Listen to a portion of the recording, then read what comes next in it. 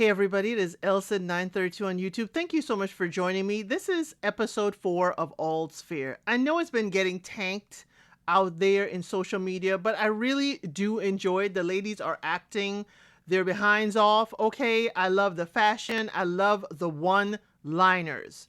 But for episode 4, I will give you a trigger warning. Please, I'm going to probably put a symbol right here letting you know there's a trigger warning for this entire episode because it is dealing with subjects of, essay. It is dealing with unalivings. So please make sure that if you are watching this, that you are definitely warned about this. So let's get into episode 4. So Niecy has a glam dinner all prepared and her boys walk in. Remember, she has triplet boys and they think she's having a date. Oh, mama having a date over. What's going on, mama? And she's like, how many place settings do you see? They're like, 1. She's like, exactly, because it's just me. So the boys are going to Coachella. She's like, I thought y'all weren't going to be here. That's why I planned this lovely evening in. And they're like, hey, Coachella, they ain't going to sit through everybody. And the person they want to see is playing later. But they also share that they are open to her dating again. And she says she doesn't want any more testosterone in the house since she raised triplet boys and they're going off to college soon. So they do head out. And she's like, hey, I got a lovely night with Teddy Pendergrass planned because he's playing in the background. Now, Niecy shares that she had an amazing evening with Buzz. Okay, so I think I will certainly have that as one of the names I say for, a Bob, a battery-operated boyfriend. Call him Buzz. Okay, she's talking to her girls. They're having lunch together. She says, hey, he is complete because all he needs is his batteries changed every so often. Now, Kim K shares that she knows that a life shared is best, and that is why Niecy became a mother. She's like, yeah, but I did it through genetic donations. Now, Naomi Watts is there, and all the ladies are talking about dating, how it's all like an act. You can't be too much or too little. And, Naomi Watts shares that her dude turns out to be a prince. And of course, she shows us her engagement ring is on her hand. Niecy says she prefers to being hooked up by a friend than using dating apps. Now, Niecy also shared that her friend is going to a singles party this weekend and invited her. And the girls are like, you're going. And they're going to prep her for this party. Kim Kardashian goes shopping with Niecy Nash Betts. And they're going shopping for the perfect outfit. And they do find a lovely necklace for her to wear. So later on, we see Niecy Nash Betts getting dressed and looking amazing in her outfit. Her boys tell her she look good. Mama, you look good. And they're on their way to go camping while she, gives them, questions them about where they're going, what they're doing. Okay. Because she feels like they're holding back. But she does decide, you know what? They over 18. They're about to be going off to Ivy League college. Let me not be too much in their business. But they remind her to stay safe. And she gets into the car that she has a driver, okay? Her friend meets her at the door at the party. It's a mansion and there are tons of people all the way around. And the friend's like, look at you, Beyonce. So Niecy Nash Betts does see a potential dude across the room. Y'all, I will be putting a short about that dude up because y'all, you need to see who the person is and see how they looked at each other. So her friend is like, I'm going to leave you to handle your business. And the guy does look at her with interest. He, though, rubbed me the wrong way when he said, I saw you looking at me across the room. Got my guy. Who wrote his lines? Please don't do this again. Don't do this again. But Niecy Nash Betts, she stutters and saying, hey, but wait a minute. I was looking to see you were looking at me. Okay. He said, you are the best thing that I could look at here. And then she was like, is this your best line? Yes, Niecy. Tell him it is cheesy. So he asked, can I get you a drink? And she tells him, sure. Why, Niecy, do you let him go to the bar alone while you wait for him to bring you a drink? Ladies, this was the first thing that set off alarm bells for me. I'll be walking over and ordering my own drink from the bartender. Okay, it's okay for you to get my drink, but it's a house party. Do we have to pay for the drinks? Considering it's high echelon, I thought it'd be an open bar. That's just me, okay? But they get to dancing. They get to really, really dancing. And we show a montage of them dancing to different songs. And she starts to feel disoriented. And I was like, there we go. There we go. This is why I said, why is this man taking your drink order to the bartender alone? Now, y'all, again, please, trigger warning. The following scenes we're going to be talking about is a trigger warning. Next, we see that she wakes up in a bed and her stockings are torn. And fragments of what happened is running through her mind. She's seeing rope for her hands to be tied. She is fighting with a guy. I mean, like really squaring up, fighting with the person, but she is disoriented. She's seen trying to run from the party, and she otherwise throws up in the sink. We realize she is home at this point.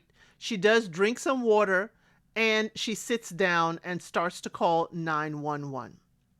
Next, we see she's being addressed by a doctor. And she does seem still disoriented. She's trying to remember what happened. Now again, trigger warning. The doctor says the grape kit will take a few weeks, but the physical exam shows no definitive evidence of a physical assault. Niecy Nash understands exactly where that is coming from because remember, she's an investigator and she works with the lawyers. The doctor said this does not invalidate what happened to you. And Niecy is like, I don't know what happened to me. But the doctor says, hey, the blood test should turn up something and that'll be in 30 minutes. And is there anyone you'd like to call? And we see the cops are outside the door while the doctor leaves. Niecy calls Kim Kardashian, okay, and tells her, hey, the gift that you gave me of the necklace is ruined. I don't know how. And she is crying. This was a powerful scene. The whole doctor's office, everything. Niecy Nash Betts acts her behind off with this, okay? Okay? Now then we see all the ladies gather. Kim K, Naomi Watts, Glenn Close are gathered with Niecy Nash Betts with the doctor. And the doctor is telling, her and the other ladies that there were substances found in her system.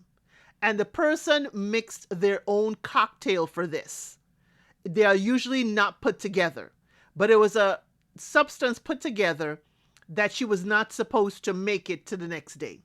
The doctor shares that Niecy Nash Betts, you are lucky to be alive. So all Niecy remembers is primal fear, like she had to survive, like it was going to be her last moment on Earth. And Glencoe said, well, it's going to be someone else's last moment on Earth for what they did to you. Okay? And Niecy turns to the ladies and says, see, this is why dating is not for me. So we have a new client, okay? We have a new client, and Niecy Nash Betts is happy to be working to get her distracted from what's happening. So this client is Mrs. Goodfather. She said this was supposed to be a painless divorce, but her husband has a lawyer who says that he is entitled to half of her worth. They did not have a formal contract or agreement, and when Kim K looks at the documents, guess who's the husband's lawyer? Carrington Lane, Sarah Paulson's character. Okay, Carrington Lane. Now, the story behind this client is that she and her husband both worked at Google. They had an instant connection. She did not want kids from the very beginning. She did not want kids, but he did. She said it didn't seem like such a red flag, but eventually it did become a red flag.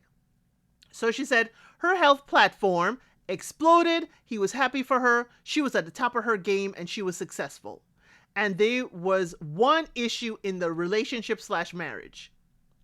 One time she had to forcibly tell him, again, trigger warning, one time while they are being intimate, she had to forcibly tell him to exit, okay? Exit because she does not want to have kids and he didn't want to. She had to yell at him. She said he became obsessed with having kids and she felt like she was no longer enough. At dinners, he would start talking about other couples who had kids and she would shut him down. They stopped being intimate. They were like strangers living together, and she was living in a state of disappointment, and she cannot do this anymore. She feels like she's being punished for not giving him the one thing that he wanted. She does feel guilty because some women want a baby and she refuses to have one. Y'all know that at this stage of the show, Kim K wants a child. Her husband is divorcing her, and she did go behind his back and, forge his signature to get the embryos that they had, planted within her for her to become with child. The client goes on to say that she wants to be fair to him, but, not to fight for what's right for her rather than just pleasing her husband. So the ladies, share like, hey, you can do whatever you wish with your body. It is your decision. And the law is on her side. Now, Carrington, Sarah Paulson's character, is waiting for them in the conference room. Okay? She thinks that their hallway looks like a clown's cervix. I hollered out. I said, ooh!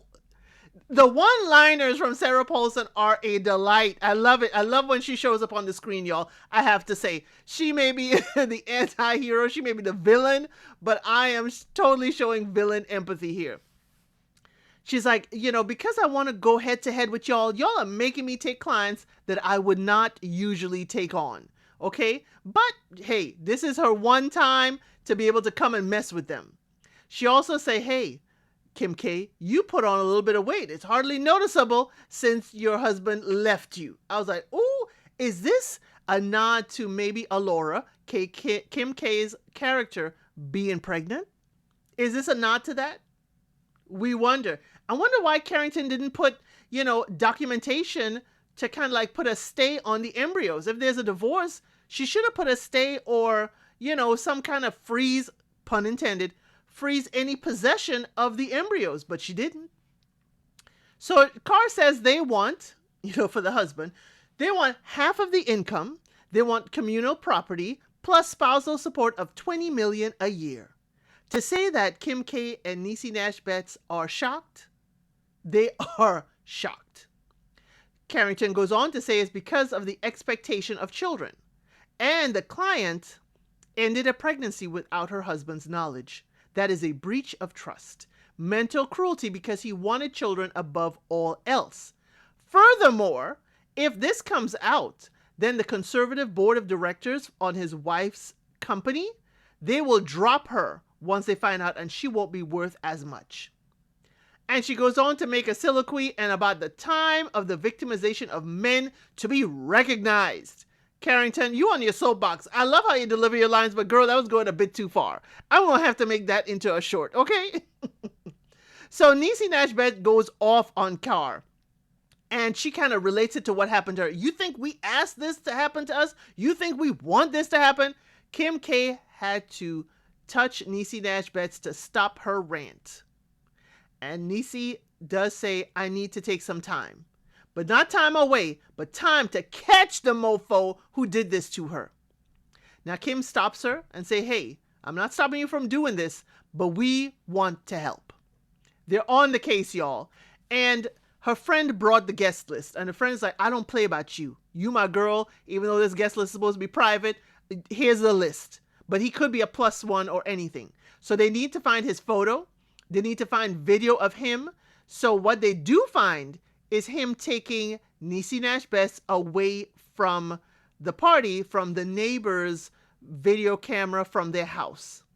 Now, she does look a little disoriented, but it's still not definitive proof. She was still walking to the car.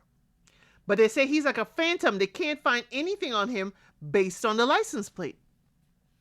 So Niecy is home watching TV, trying to relax, and she gets a text. The text is from an unknown number. It says, it was fun hanging with you last week. And the unknown number sends her a photo of her in that compromising position that he had her in. And apparently he sends multiple photos. So when she goes into the office, Kim K says, hey, we cleaned up the photo. She's like, I don't want to see those photos. She's like, we had to scrub the photos and see what else we can see. And we found an address on the envelopes on the floor next to the bed. They searched the address. They went through some roadblocks, Glenn Close says, but we got the deed information for that address. Apparently, the owner passed away 10 years ago. DC is like, what am I going to do with this information? They're like, no, but his 43-year-old single son lives there now. Glenn Close disclosed that she handled a class action against the guy's dad because of a Ponzi scheme, and the guy's dad lost everything and ended himself. They think it was a scheme to get close to Glenn Close. So he's playing the long game in order to hurt the people around Glenn Close and then probably come for her. So Niecy's like, wait a minute, this is about you and not about me? What the heck is going on? So Niecy Nash Betts goes to, visit a friend who's a cop, and we learn later on that's her former partner. And he said he cannot arrest the guy because it does not prove that the guy was directly involved in giving her the medication or even creating it. And based on the photos, it doesn't look like it was not consensual. Because Niecy was like, I had drugs in my system. I had this. Here's my thing, officer. And y'all, please correct me if I'm wrong. How could the photos be consensual when she was given a drug? How could they be consensual when the drugs were probably in her system at the time? So at least being, holding on to that type of photograph of her, it should at least bring him in for questioning. So she is hurt and she's mad at her former partner for not doing anything. Now, she does have dinner with her sons. And I said, yes, girl, you better tell these boys. You better tell these boys because this person may not only come after you, but I'm seeing the boys going camping. I'm seeing the boys going to Coachella. I said, I hope this man is now going to come after her boys next. So one of her sons notices that she is acting differently. She does tell them what happened. And the son gets up and like he ready to do something. She's like, hey, I was more scared about not being here for you anymore, not being your mom anymore. Now they are mad that nothing's being done too. She's like, you don't know your mama? I may have been scared not to be around for you anymore, but hey, I'm gonna get justice done, is exactly what she told those boys. But hey, she needed them to know, and I wish she had shown them the picture of the man so they at least know who they could be looking out for in case the guy comes after them. Now, Carr comes back to the office again. Y'all better just give Carr a suite in there because she is constantly there. I need to see what Carr's office looks like, okay? So she comes to the office and says the husband no longer wants claim on the wife. Kim K and the wife are sitting there shocked. And Carr says, hey, it's because he knocked up his girlfriend. His girlfriend is with child. And the ex-wife looks surprised, or the soon-to-be ex-wife looks very surprised. And I'm like, wait a minute, girl. Is it that he couldn't get you pregnant all that time? Were you pregnant for somebody else? That's why you ended it? The way she looked shocked that the man got his, other woman, his girlfriend with child, was very telling for me. So the client is relieved that her ex-husband is having a kid. By this time, Cheryl Paulson already left. And she thinks Kim K gets it because motherhood is not a path, the only path meaningful in life. Now, when the client leaves, Kim K is rubbing her belly. And I'm like, y'all, are we with child? Did the embryos take hold? That'll be another layer to her divorce. So the ladies are having lunch together. Glenn Close is there with them. It's Glenn Close, Kim K, Naomi Watts, and Niecy Nash Betts. And Glenn Close shares that her husband is doing worse. And the detective just walks in. And I said, daggone it. Niecy, what did you do? Is he coming to get you? But he's not there to tell her that he arrested the guy. So they're mad. But he's there to tell her that the guy was found unalived. Apparently, he may have taken his own life is a possibility. And that's what the forensics are showing. But they're not ruling out homicide. They will want to talk to her at some point, he's saying. But Glenn Close is like, what exactly are you saying? Spell it out. The detective says, hey, I'm saying nothing because it's being, ruled that he did it by his own hand. Now, Naomi Watts is reading between the lines to them. Why you here? She's like, hey, my client is not making any more statements unless y'all have a warrant or unless there's definitive proof that there's something there. Now, Niecy says she needs some air. Glenn Close follows her and said, hey, the universe has a way of balancing the scales. And Niecy don't want to hear it. She's like, I didn't ask you. It's because of you, Glenn Close, that he came into my life and disrupted it. and she cannot listen to her and give her a lecture on how to cope. I was like, ooh, if y'all see Glenn Close's face, she was shattered because she knew she was the reason why this man targeted Niecy Nash Betts. She was shattered. Niecy was like, you ain't trying to do a good deed for me. You trying to alleviate your own conscience. Now, Niecy does go tell her sons. They're all playing a video game and they don't want to listen. So she unplugs the game and said, listen to me. The guy, was it you? Was it y'all? Because the guy was found unalived. And they said no, but they wish they did it. Niecy's like, hey, they have no hard evidence on anything, but get hard evidence on to back up your alibi of y'all were at a friend's house or you were here watching video.